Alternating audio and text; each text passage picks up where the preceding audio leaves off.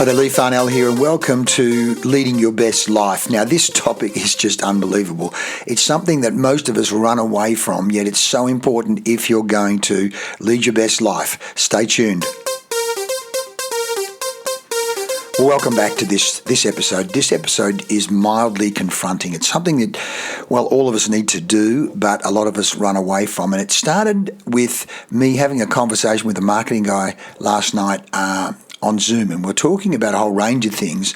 And one of the things we're talking about was the importance of confronting what you're weak at.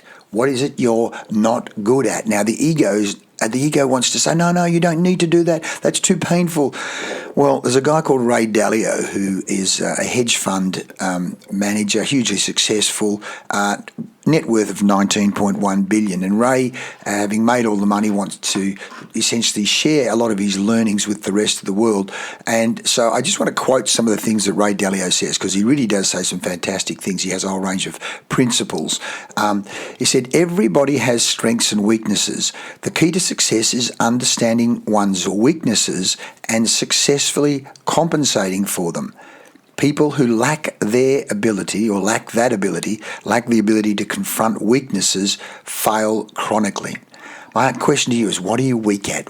What are you weak at? I mean, this is a hard one. Ray Dalio literally says he has his list of weaknesses sitting right in front of him on index cards to go, okay, how do I compensate for that weakness? Because as he said, remember that weaknesses don't matter if you find solutions. Weaknesses don't matter if you find solutions. So whatever you're weak at sales. Okay, how are you going to solve that? You're either going to get better at it, or you've got to get someone on the team, or delegate, or find someone who can actually sell. If you're weak at finances, okay, you're either going to have to get better at it, or bring someone in on your team who's going to actually do that for you and be that piece of the jigsaw that you don't have. Observe the patterns of mistakes to see if they are products of weaknesses. Oh boy, I mean, all of these things, I'm talking to myself as much as I'm talking to you. Why am I doing this podcast? Because one of the things is, when a lesson or a point comes out of the universe and hits me, I go, wow, that is so relevant to me. And then I go, look, well, what I like to do, and what I think I'm half good at least, is putting thoughts down, particularly podcast, having a chat like this. People tell me they like to listen to my voice. Great. So at least if I can do something, one, to help myself, and two, to help you.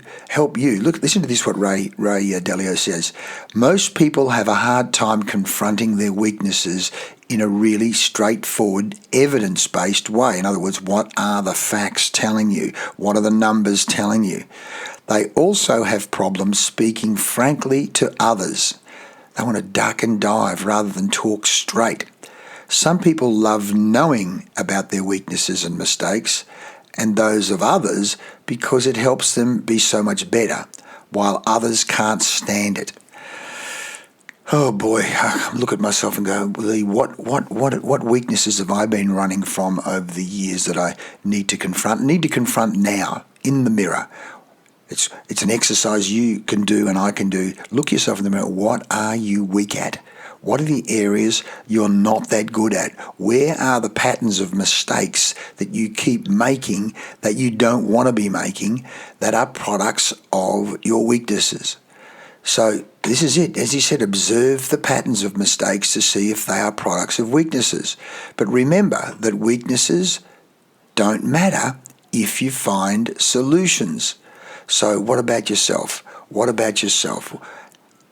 Are you willing to look in the mirror? If we're talking about leading your best life, then what are the patterns of mistakes that are getting in the way of you leading your best life? I was thinking about it this morning's meditation about dumb decisions. I'm going to do a different podcast on dumb decisions, but the you, besides you in dumb being undermining your own progress, undermining your success, is unconscious, where you're not even aware of those patterns, not even aware of the mistakes, not even aware of the weaknesses. So whether it be finance or sales or marketing or relationships or communications or health or willpower or diet, where are you weak? And then be willing to confront that, and say, okay, how do I solve it? Who can I go to? Who can I go to help coach me, give me information, or do the job for me? Can I go on Fiverr or Upwork and get someone to help me with that? Or is there a book? Or are there YouTube? What can I do with a GPT chat to start delving down and getting better? And who are you willing to have what we call real, straightforward, evidence-based conversations with? Like in Lifter, our local business networking organisation, we talk about one of the core values: let's be real, let's cut the bullshit, let's look at the facts. As the fellow said to me at one stage last night, how's that working for you? That great thing, I'm doing this and this and this and this and this. Okay, great, that's your story, but how's that working for you? Is it getting the numbers that you want? Is it getting the results that you want? I'm here to help you lead your best life.